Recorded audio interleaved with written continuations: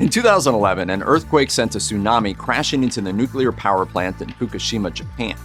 Before Fukushima, the most devastating nuclear disaster took place in 1986, Chernobyl.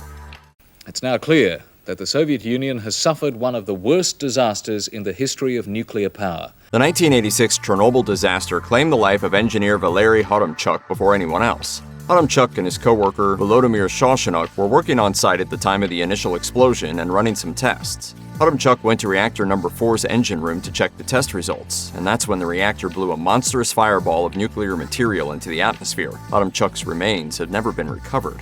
For safety purposes, Soviet engineers built a massive concrete and steel shell around reactor number 4, one that can't be opened. Shoshanuk tried to rescue Hodomchuk, but couldn't. First responders found Shoshanuk on site, severely irradiated and burned from steam and water. His wife, Ludmila, told the Associated Press her reaction upon seeing him at the hospital. "It was not my husband at all, it was a swollen blister." For his part, Shoshanuk kept muttering that he turned off the voltage and did everything. He died 5 hours after being recovered. Shoshanuk was buried 2 days later in a regular cemetery near Chernobyl. Ludmila didn't attend because everyone in the area had been evacuated and no one told her of the time of the funeral. A year later, his body was disinterred and moved to Minitskoye Cemetery, where he was placed in a lead coffin and covered in concrete to protect the environment from his irradiated body. Flames from the initial Chernobyl explosion climbed to more than 3,600 degrees Fahrenheit, and firefighters on the scene were exposed to lethal doses of radiation. Lieutenant Volodymyr Previk and his squad of 13 firefighters were amongst those exposed to the worst of it. Radiation levels directly inside reactor number 4 were so high that it would have taken a mere 48 seconds of exposure to seal someone's fate. Previk and a team of 5 other responders took to the roof to pour water down on the reactor. From there, they lasted an hour before their muscles began to fail them and they started retching, and they themselves wound up having to be rescued. Firefighters who rushed in to put out the blaze weren't properly equipped and suffered radiation poisoning. These men were only 6 of 29 firefighters who died in the performance of their job and duty. More and more firefighters kept showing up at Chernobyl, not really equipped for radiation exposure, but they charged in anyway to douse the flames. The Guardian reported that Previk's brown eyes turned blue from such intense radiation exposure, while the autopsy of fellow firefighter Nikolai Titinuk showed that he developed blisters on his heart. Even their gear was so radiated that it was dumped in the basement of Pripyat Hospital and couldn't be approached without a hazmat suit and filtered breathing apparatus. Like engineer Volodymyr Shoshanuk, these firefighters had to be buried in lead coffins to keep the environment safe. They were interred at Minitskoye Cemetery along with Shoshanuk. Each of the first responders buried at Minitskoye Cemetery had their own memorial, although it's unclear whether or not the memorials sit on top of the firefighters' actual graves. Behind the memorials, as though presiding over the scene, stands a large statue of a man with his arms outstretched in front of a mushroom cloud. We'll let you decide whether this is moving or overly macabre. By all accounts, Minitskoye Cemetery is a well-known cemetery for all manner of prominent Soviet and Russian individuals, including artists, athletes, scientists, and victims of other tragedies like 2004's Beslan school hostage crisis.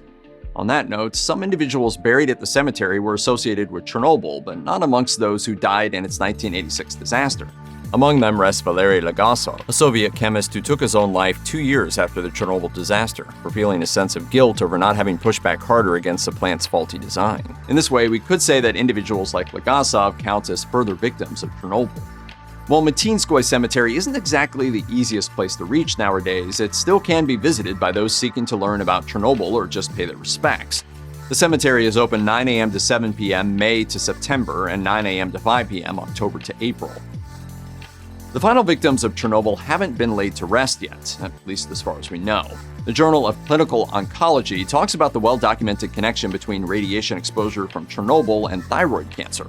Despite evacuation efforts in 1986, thousands of people were still exposed to high levels of radiation.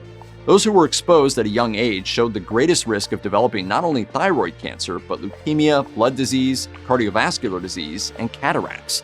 This is also what happened to those individuals involved in Chernobyl's cleanup efforts. The U.S. Nuclear Regulatory Commission says cleanup efforts at Chernobyl necessitated the involvement of an astonishing 600,000 people total, including 200,000 alone from 1986 to 1987. Some 106 workers in the cleanup's earlier days developed acute radiation sickness, and most developed cataracts. From 1987 to 2006, 19 of these individuals died, according to the United Nations Scientific Committee on the Effects of Atomic Radiation. By 2005, a full 6,000 individuals had been diagnosed with thyroid cancer resulting from exposure to radiation at Chernobyl. It takes decades for such data to emerge, and it stands to reason that some individuals have gotten lost in the shuffle. We don't have any information on the 19 individuals who died from 1987 to 2006, including where they've been laid to rest. We also don't have any information regarding the mortality of those who developed thyroid cancer, although people with thyroid cancer generally show a survival rate of 97% over a 5-year period.